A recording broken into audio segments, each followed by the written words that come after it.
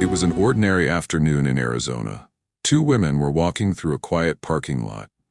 They had just left a government office after finishing some paperwork. They were laughing, talking, just thinking about grabbing something to eat.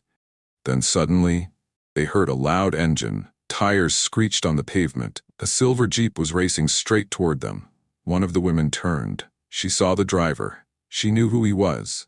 She screamed. But the car didn't stop. It sped up. In just seconds, the SUV hit both women. One was thrown far through the air, the other was run over. And then, the driver drove away. People thought it was a terrible accident, but the police quickly learned the truth. It wasn't an accident, it was a planned attack. And the man behind the wheel was the victim's father. His reason? Not money, not anger, but something much more disturbing. This is the story of Noor al-Maleki. Welcome to the crime series. Before we begin, do us a quick favor. Drop your location and the time you're watching this in the comments. We want to know where you're tuning in from, because these stories matter everywhere. Like this video, subscribe, and turn on notifications so you never miss a case. Noor al-Maleki was born in Iraq in 1989, in a place where a daughter's behavior could make or break a family's honor. Her name, Noor, means light. And to many who knew her, she truly was a bright, gentle, and ambitious soul. But to her father, Faleh Hassan al-Maleki, she was more than a daughter. She was the key to how the family was seen by others. Her choices, her behavior, her silence, or her rebellion, these all mattered to him deeply. Because in his eyes, a family's respect in the community lived or died with its daughters. When Noor was only 4 years old, her life changed forever. Her parents packed up their family and left Iraq behind. They moved to the United States, hoping for a better future. After some time, they settled in Arizona, first in Glendale, then in Phoenix, and later in a suburb called Peoria. But even though they were now living in America, their old customs didn't stay behind. They brought them along, quietly, powerfully, and built their household around them. Inside that home, tradition was the law. Noor grew up in a very strict Iraqi Muslim family, with her father at the head. He was the one in control, and he expected everyone to follow his rules without question, especially the girls. Noor was the eldest of 7 children, and from a young age she was expected to help raise her siblings, cook the family meals, clean the house, and obey every word her father said. Disobedience wasn't just frowned upon, it was punished, often with harsh words or physical discipline. In Faleh's mind, this was how he showed love. This was how a good father protected his honor. But while her home followed old rules, the world outside was different. Noor went to school in America. She spoke English just as well as she spoke Arabic. She laughed with friends in class, helped others with assignments, and held part-time jobs after school. Teachers noticed her quiet strength, her creativity, and her kindness. Friends saw someone warm and open, who smiled easily and cared deeply. Noor was thoughtful, funny, and full of promise. And just like any teenager growing up in the US, she began to dream. Those dreams started to grow stronger after high school. Noor enrolled at Glendale Community College. She wanted to do something with her life, maybe become a teacher. She started earning her own money. She bought clothes she liked. Jeans, simple makeup, hairstyles that made her feel confident. She posted pictures on social media with friends, just like other girls her age. She was finding her voice. She was learning how to live on her own terms. But while she was becoming more herself, her father saw something very different. To him, every choice Noor made, every selfie, every friendship, every laugh with a male friend, was another step away from his control. Another stain on the family's image. Another crack in the wall of tradition he was trying so hard to protect. Noor was caught in the middle of 2 worlds. In one, she was expected to be silent, obedient, and invisible. In the other, she could be bold, free, and fully herself. But living in both at once was becoming impossible. And as Noor stepped further into her independence, her father began to believe that she wasn't just defying him, she was disgracing him. In the mid-2000s, Noor al-Maleki was still in her late teens. Her journey took a dark turn when her family planned a trip back to Iraq. At first, Noor believed it was just a family visit. She had no idea what was waiting for her. Once they arrived, the truth came out. This trip wasn't about reconnecting with relatives, it was about marrying her off. Her father, Faleh al-Maleki, had already arranged for Noor to marry her cousin. She was never asked what she wanted. She was expected to obey. Noor resisted. She didn't love this man. She barely knew him. But the pressure from her family was overwhelming. She was far from home, surrounded by relatives who believed this was the right thing, and told she was embarrassing the family by saying no. Caught in the middle of tradition and fear, Noor gave in. The marriage ceremony went forward. To her father, this marriage was the perfect fix.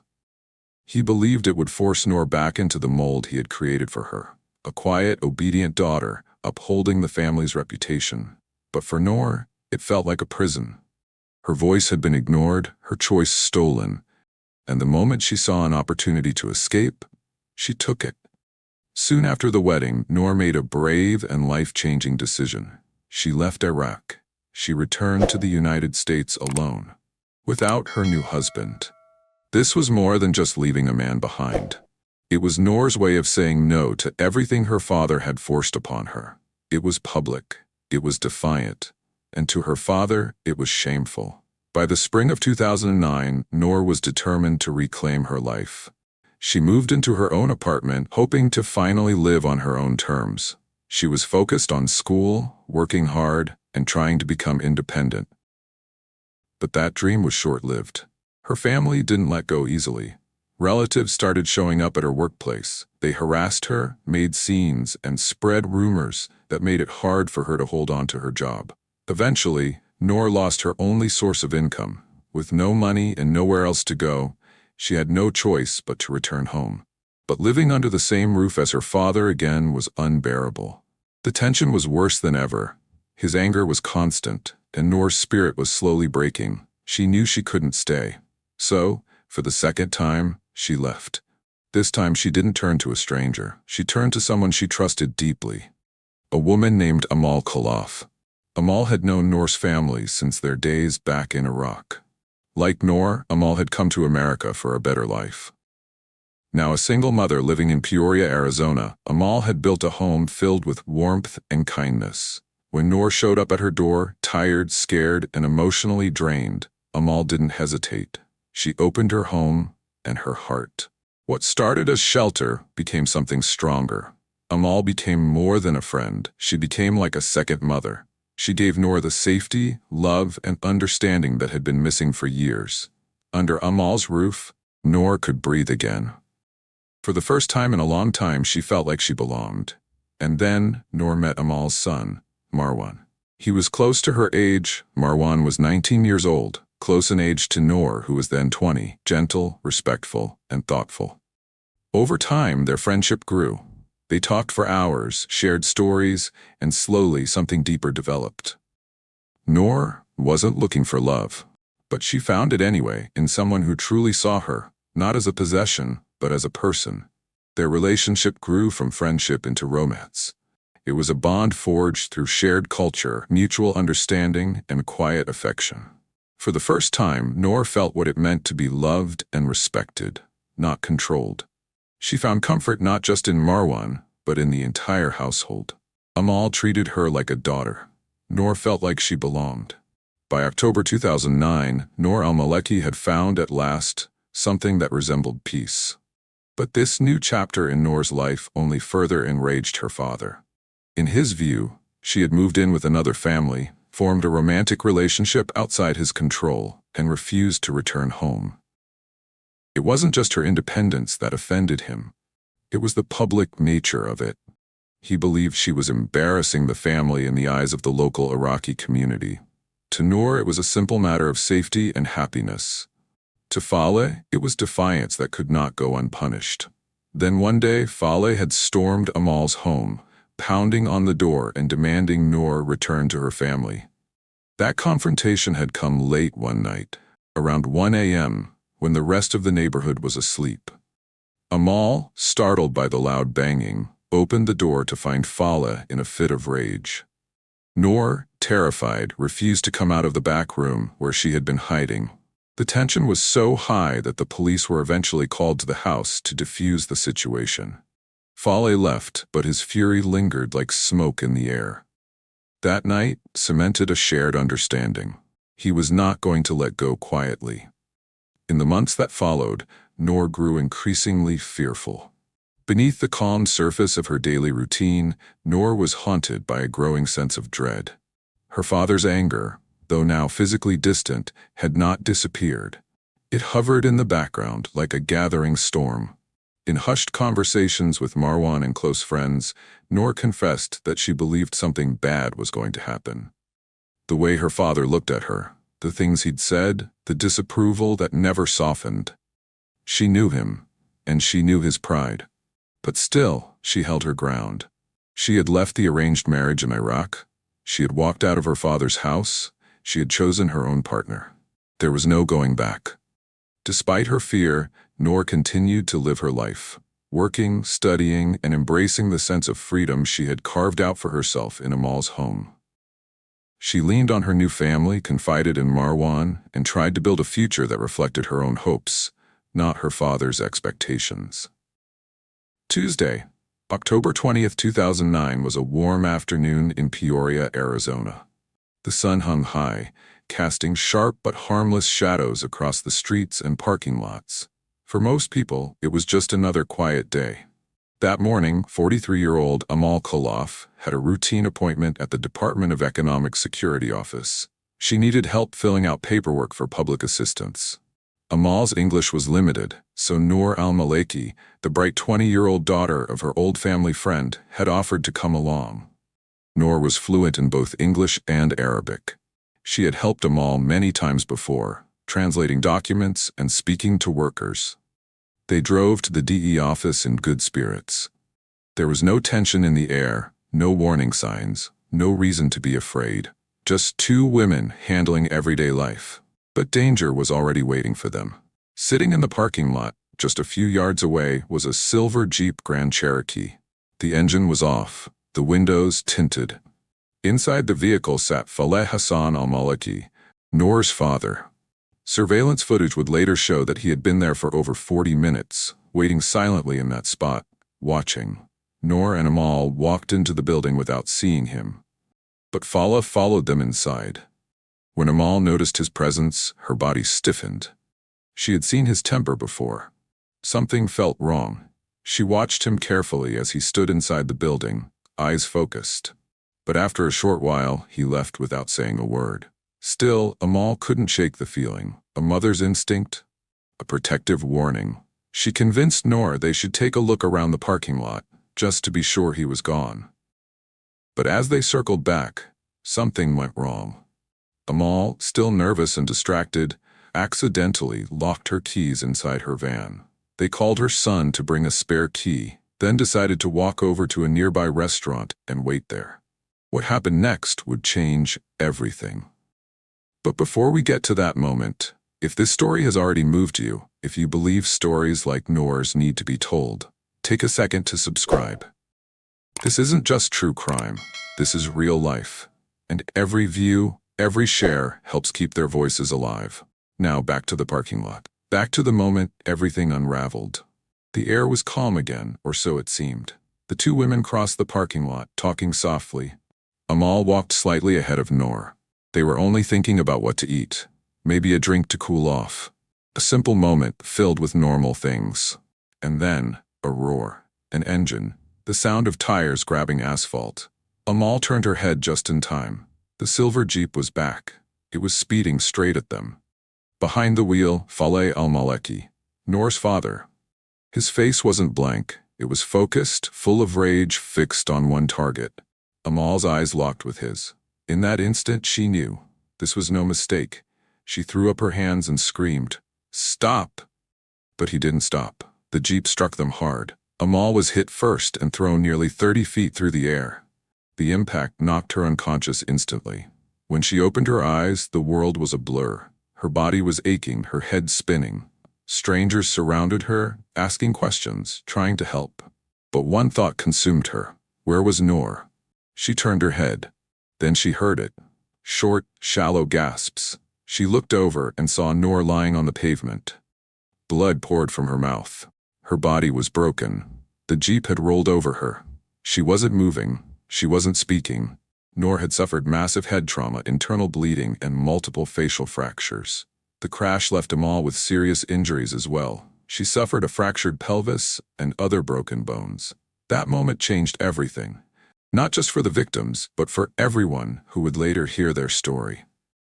Detective Chris Bowie of the Peoria Police Department was assigned to lead the case. A seasoned investigator with a reputation for thoroughness, Bowie had worked domestic violence cases before, but this one was different. The details felt deliberate. The timeline felt staged. The motive, increasingly, felt cultural. Back at the hospital, Noor's condition remained critical. She had slipped deeper into coma. Her brain had begun to swell dangerously. In the following days, her body began to weaken. Doctors discovered that a urinary tract infection had developed into sepsis, a severe bloodstream infection. Her heart was affected. Her brain showed signs of permanent damage. The infection spread faster than her body could fight it, and each passing hour brought her closer to death.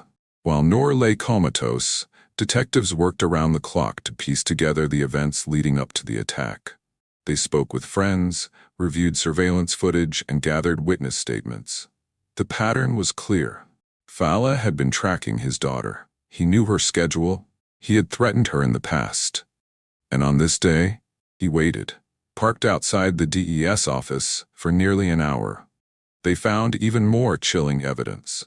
Cell phone records showed calls placed by Fala to family members just before and after the attack. Some of those calls would later become important in court.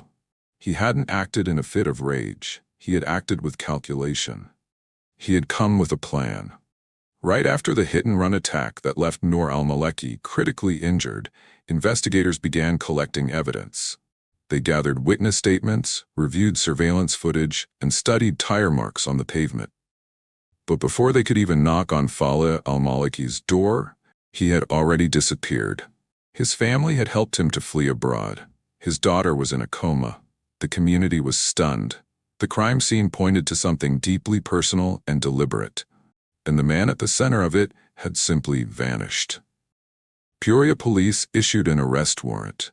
Officers across the city were put on alert. They were looking for a silver Jeep Grand Cherokee, the vehicle Fala had used to run down Noor and her friend Amal Khalaf. That same day, the Jeep was discovered. It had been abandoned near Nogales, Arizona, just a few miles from the U.S.-Mexico border. That's when investigators realized this wasn't just a man fleeing town. Fala al-Maleki was trying to leave the country. The police worked closely with federal agents. Together, they traced his movements. It turned out that Fala had crossed into Mexico, and from there, boarded a plane to the United Kingdom. This raised alarms. Authorities feared he would disappear into London's large immigrant communities, where he had family connections. But Fala's escape didn't go as planned. When he landed at Heathrow Airport in London, immigration officials stopped him. Interpol had already flagged his name. Without a visa, and with a U.S. arrest warrant on record, he wasn't allowed to enter the UK. British authorities immediately put him on a return flight to the United States. On October 31, 2009, just 10 days after the attack, Fala al-Maleki was arrested in Atlanta, Georgia, when he arrived at the airport under U.S. supervision. He was quickly taken into custody by federal agents. Back in Arizona, news of his arrest made headlines. The media had already picked up the story, first calling it a hit and run, and later, something even more disturbing, an honor killing. They were reporting the case as an example of what can happen when traditional ideas about family honor clash with American freedoms. People across the country were shocked. The idea that a young woman in suburban Arizona could be killed for defying her father's cultural expectations didn't seem real. But the evidence pointed to exactly that. Detective Chris Bowie, who led the investigation, believed from the start that this wasn't just a case of domestic violence. He was convinced that Noor's father had attacked her because she rejected his control, and that the motive was rooted in restoring what he saw as lost honor. As the case moved forward, Bowie and his team continued gathering evidence. They collected and reviewed the surveillance footage from the DES parking lot. Then came another key piece of evidence: jailhouse recordings. While in jail, Fale made calls to his wife and other relatives. In these recorded conversations, he didn't show remorse. Instead, he talked about Noor in harsh terms. In one call, his wife said something chilling: "She brought this on herself." Prosecutors used this to show that Noor's behavior, moving out, choosing her own partner, rejecting an arranged marriage, was seen by her family as shameful. And that mindset, they argued, played a major role in what happened. While the legal process began to build, Amal Khalaf, the woman who had taken Noor into her home, was trying to recover. She had been badly hurt in the crash, suffering broken bones and deep trauma.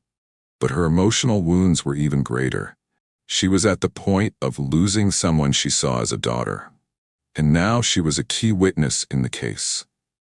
When asked later why Noor had chosen to stay with her, Amal's response was that she loved her like her own. Meanwhile, Noor remained at St. Joseph's Hospital in Phoenix. Doctors tried everything they could. She had suffered brain trauma, spinal injuries, and internal bleeding. She was placed in a medically induced coma, well monitored by securities away from her family members who might want to hurt her further. But despite all efforts, her condition continued to worsen. A few days after the crash, Noor developed a urinary tract infection, which quickly spread throughout her body. The infection caused sepsis, a life-threatening condition where the body's organs begin to shut down. Noor's body couldn't fight it. On November 2, 2009, Noor al-Maliki was taken off life support. She passed away later that day. With Noor's death, the charges against her father were updated. He now faced second-degree homicide, in addition to aggravated assault for injuring Amal Khalaf and leaving the scene of a serious injury collision. Fale al-Maliki was being held without bond at the 4th Avenue Jail in Phoenix, awaiting trial. The public was divided. Some people believed the case should be treated like any other homicide. Others said it raised serious questions about how cultural values and American law collide. Detective Bowie and his team remained focused on their mission, proving that Noor's life had value and that her right to choose how to live and whom to love mattered more than outdated beliefs. As the case moved closer to trial, lawyers were preparing their arguments. Witnesses were being contacted. Expert consultants were being brought in. The investigation had uncovered a powerful story, one about freedom, fear, tradition, and a young woman who just wanted to live her own life. The trial officially began in January 2011. The courtroom was filled with reporters, attorneys, community members, and advocates. People across the U.S. and even around the world were watching. This was no longer just about one man and his daughter. It had become a symbol of a bigger issue. Amal Khalaf, who survived the attack, took the witness stand. She described the day of the crash in painful detail. She spoke about the sound of the engine, the impact, and the terrifying moment she realized that Fale had intentionally driven into them. She also talked about an earlier incident, how Fale once showed up at her house in the middle of the night, demanding that Noor return home. Noor had been so afraid, she hid. Amal had called the police. The prosecution also brought in experts who specialize in honor-based violence. They explained how, in some cultures, if a family member, especially a daughter, acts in a way that is considered shameful, the family may feel they must restore their honor, even through violence.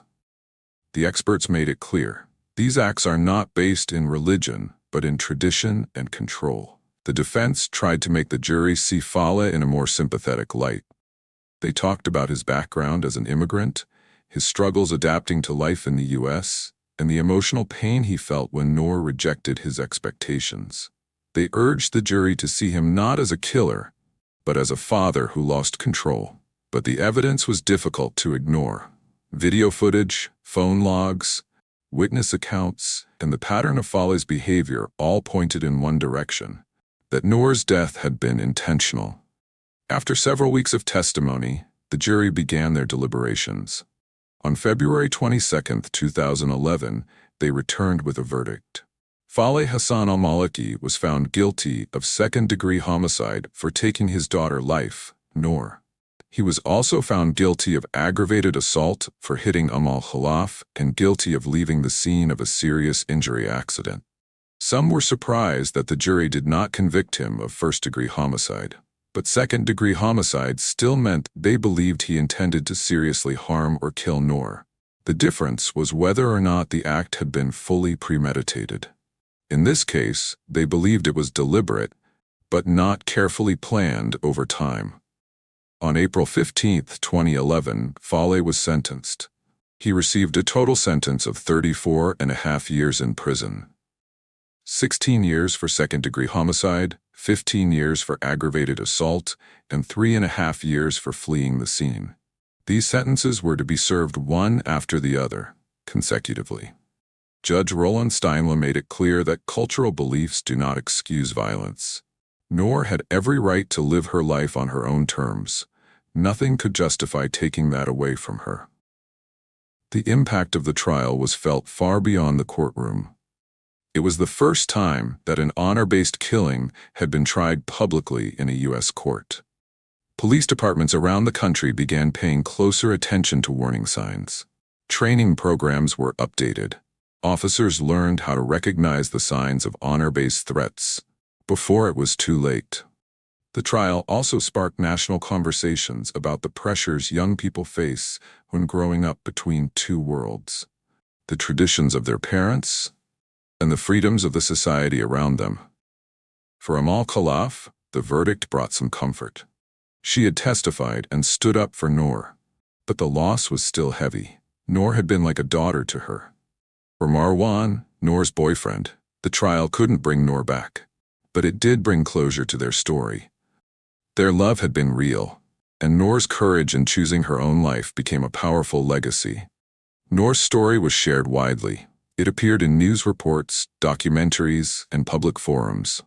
She became a symbol of courage, of resistance, and of the tragic price that sometimes comes with seeking freedom. She didn't die in silence. Her story sparked change. It forced people to pay attention. It helped reshape how the justice system handles honor-related crimes. And that, in the end, was Noor's final act of bravery. After Faleh al-Maliki was sentenced to more than 34 years in prison for killing his daughter, Noor, her case didn't disappear from the public eye. Instead, it became a turning point across the country. This wasn't just seen as a case of domestic violence. It was recognized as a rare and deeply disturbing example of honor-based violence happening in the United States.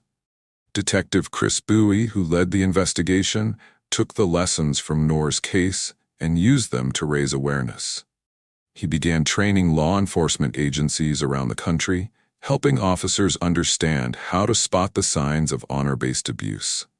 He showed how these cases often involve threats to family honor and pressure to control young women's independence, factors that weren't always recognized in traditional domestic violence investigations. Noor's death also led national organizations like the AHA Foundation to take action. They used her story to develop training materials for schools, shelters, community centers, and law enforcement. These resources help professionals ask the right questions and identify young people at risk before the violence could escalate. Her story became a symbol. Young women from immigrant families, especially those caught between traditional expectations and American freedoms, saw themselves in Noor. Some said her story gave them the courage to stand up for their own choices. Others said it helped save them from similar fates. For Khalaf and her son Marwan, who had taken Noor in when she needed a safe place, the trial brought some justice. But the pain of losing someone they loved so deeply didn't go away. Amal rarely spoke publicly afterward, and Marwan stepped away from the spotlight too. But their support for Noor during her final months became an important part of her story. The name Noor, which means light in Arabic, took on new meaning after her death. In classrooms, police departments, and courtrooms, it became a reminder of what can happen when someone tries to control a life that isn't theirs to control, and of the bravery it takes to break free. In the years that followed, other cases of honor-based violence surfaced in the U.S. But this time, law enforcement and social services were better prepared. They had received training, they had policies in place, and they had Noor's case to guide them. Her story became both a warning and a turning point. Noor wasn't the first woman to suffer for choosing her own life, but her death led to national change. It helped people see how dangerous it can be when cultural pressure turns into control and control turns into violence. Today, Noor's legacy still matters. In Arizona, police recruits learn about her case during training. Across the country, her name is mentioned alongside other victims of honor killings. Justice was served in the courtroom, but Noor's greatest impact is the one she never got to witness. The awareness raised, the lives protected, and the systems improved because her story was told. Noor al-Maleki didn't die in vain. Her life, though tragically short, continues to shine a light on the dangers of honor-based violence and the urgent need to stop it before it happens again. If stories like Noor's matter to you, if you believe in justice, awareness, and the power of truth, don't forget to subscribe to this channel. We share real stories that must be told. Hit that subscribe button and turn on notifications so you don't miss the next case that deserves to be heard. Thank you for watching. Stay safe and stay aware.